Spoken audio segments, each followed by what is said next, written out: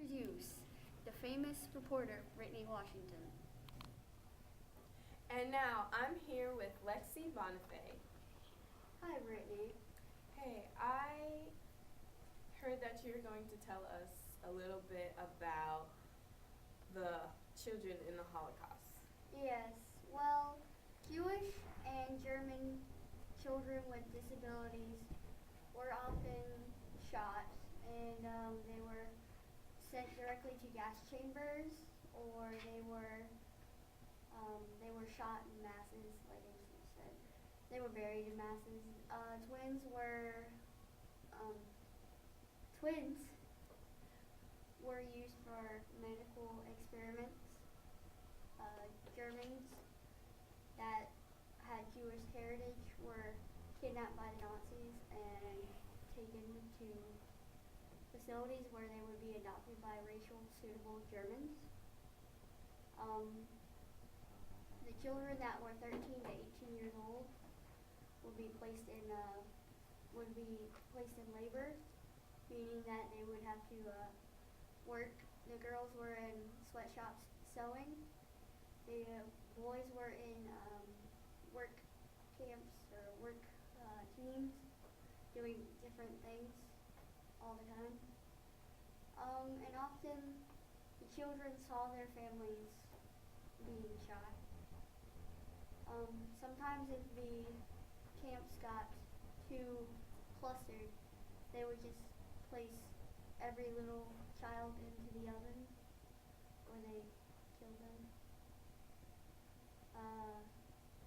When Jewish children were placed into the ghettos, many of them died because of starvation, exposure, lack of shelter, and all that stuff. You know, clothing also, lack of clothing. Thank you, Lexi. Hello, I'm Brittany Washington, and we're here with Lindsey Allen, who is going to give us some insight on Adolf Hitler. Adolf Hitler, mastermind behind the Holocaust destruction, was also the well-known founder and leader of the Nazi Party. He was head state and supreme commander of the armed forces.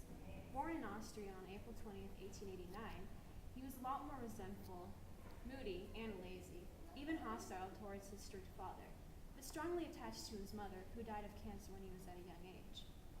At age 16, he had several dreams of becoming a painter, but took up his first education in politics while he was living in Vienna in extreme poverty. In 1914, he received the Iron Cross First Class for bravery and focused his propaganda against the Versailles Treaty, the November criminals, the Marmots Invisible, Internal Enemy Number 1, and the Jew. He even wrote a book which focused entirely on how proud he was to be a German. In 1920, he joined the National Socialist German Workers' Party known as the Nazis, where he called for all Germans to unite, form a strong central government, and cancel the Versailles Treaty, later on making him the leader of the Nazi Party in 1922. Even after he became dictator, he felt his power wasn't secure.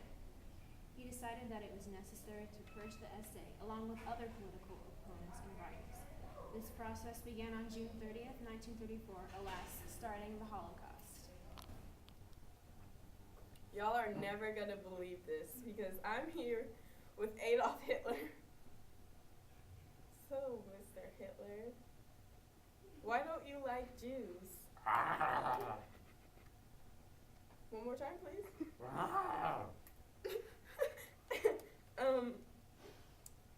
Okay. Did they do something to you in your childhood or something? I'm sorry, but you sound like a bear. This, I can't do this.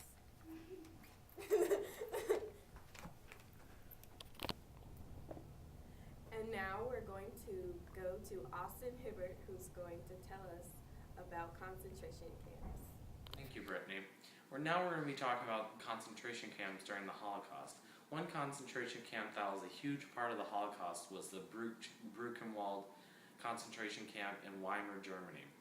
At one time, the camp could hold around 56,000 people, but many more. In fact, within the first 7.5 years, over 80,000 people were there.